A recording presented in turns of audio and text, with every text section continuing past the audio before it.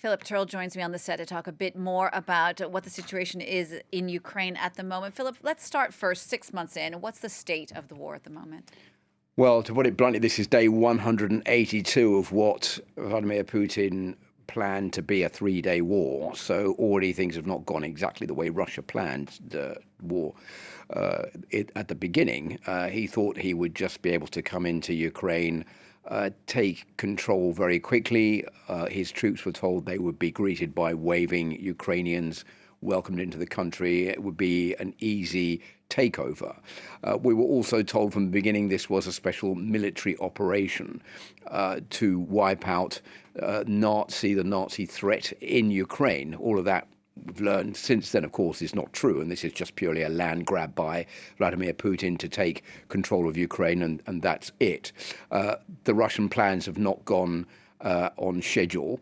That's not the message that the Kremlin is giving out to popular opinion back home. They are saying that this is all going according to plan, but the efforts to take Kyiv at the start didn't materialize. We will remember that the Russians then had to deploy to the east of the country in a bid to take over the Donbass region. That is going very slowly at the moment. They've made some gains, but they haven't taken over the whole region. So this is really not going as well as Vladimir Putin had envisaged at the start.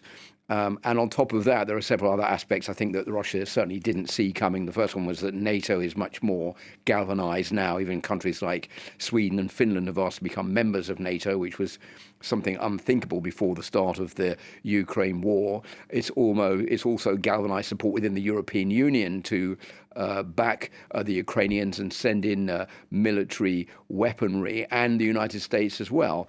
$3 billion more of military aid on its way to the Ukrainian forces. And I think all of that was a miscalculation on the part of Vladimir Putin, the Russian president. So here we are 6 months after the start of this three-day war.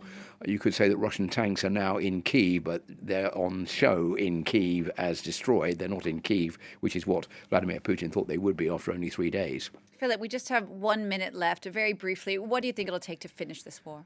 Okay, two case scenarios here. The first one is that Ukraine manages to push the Russians out and Vladimir Putin is brought to the negotiating table because he knows that he can't get greater gains on the ground. I think that's one case scenario. That's the ones the Ukrainians would like. The second case scenario is that Russia will hold on and try to starve out the Ukrainians. I think Russia is banking on maybe a very severe winter, the problems of fuel prices that will weaken or split the resolve to help Ukraine within the European Union and put pressure on the Ukrainian government to reach a solution, a peace negotiation with the Russians, but whereby the Russians can keep hold of the territory they've already conquered.